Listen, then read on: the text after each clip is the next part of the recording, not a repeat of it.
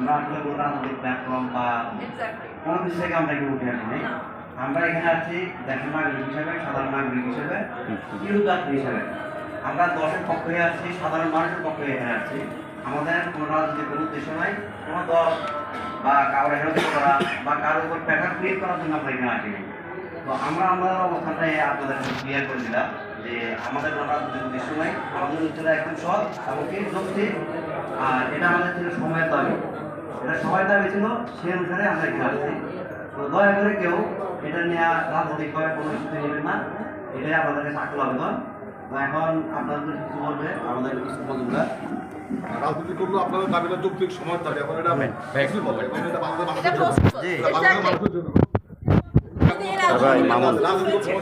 আমরা বাংলাদেশে সকল কনসুলের সেবা বাংলাদেশে পাওয়ার লক্ষ্যে আমরা সবাই কাঁধে কাঁধ মিলিয়ে এখানে আমরা আসছি। পাশাপাশি কনসুলার টিমগুলো বাংলাদেশে আসবে। এখন কনসুলার টিম সব কনসুলার টিম একসাথে কিন্তু আসবে না, তারপরও কিছু কিছু আমরা নেপালে যাচ্ছি। আমাদের সব আবেদনকারী কিন্তু ডাবল এন্ট্রি ভিসা কিন্তু নেপালে হচ্ছে না, বিশেষ করে ক্রোয়েশিয়ার ক্ষেত্রে। তো আবেদনকারীরা যখন ইমিগ্রেশনে কথা বলে, যখন ওনাদেরকে বলা হয় নেপালে কি জন্য যাচ্ছেন, অনেকে ভুলক্রমে বা ইচ্ছাকৃত অনিচ্ছাকৃত বলতেছে যে আমরা ভিজিট ভিসা যাচ্ছি, কিন্তু ওনাদের কাছে থাকতেছে যে নেপালে ভিএফএস গ্লোবালে ফাইল সাবমিট করার জন্য। কিন্তু ইমিগ্রেশন অফিসাররা জিনিসটা জানে, এই বুঝে কিন্তু ওনারা অফলোড মেরে দিচ্ছে। তো এটা কিন্তু ওনাদের নীতিনৈতিকতার জায়গা থেকে বা ওনাদের যে আপনার প্রফেশনালের যেমন জায়গা থেকে একটা লোকে একটা ভুল প্রশ্ন কিন্তু দেওয়ার কারণে উনি অফলোড মারতে পারেন।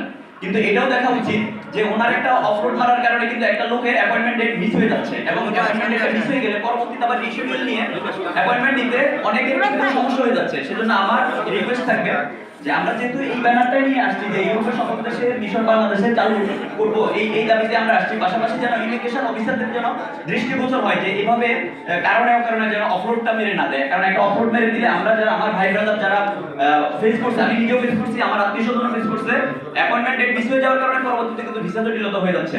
তো আমার কাছে রিকোয়েস্ট থাকবে এই দাবির পাশাপাশি যেন ওই দাবিটাও থাকে, এবং আগামী 15 তারিখে আমরা সবাই, আমরা যারা ক্লায়েন্ট আছি, এজেন্ট আছি, এজেন্সি আছি, অথবা আমাদের যারা ভাই ব্রাদার যারা আছে ভবিষ্যতে ইউরোপে যাবে, সবাই কাঁধে কাঁধ মিলিয়ে আমরা চাই যে 10 থেকে 15,000 লোক শান্তিপূর্ণভাবে প্রেসক্লাবের সামনে যেন শুক্রবার দিন উপস্থিত থাকে। এবং এটা ইনশাআল্লাহ আমরা যারা যেভাবে আছি কানেক্টেড আছে সবাই যেন লোকদেরকে নিয়ে আসে। আমাদের শান্তিপূর্ণ দাবি, আমরা কোনো সরকার বিরোধী, রাষ্ট্রবিরোধী বা আমরা কোনো রাজনৈতিক দল না, আমরা শুধুমাত্র ইউরোপের ভিসার সেবাটা যেন বাংলাদেশে পেতে পারি, আমরা সেই জন্যই আমরা একই প্ল্যাটফর্মে এসে দাঁড়ালাম। ধন্যবাদ, ভালো থাকবেন, ভালো রাখবেন। আসসালামু আলাইকুম।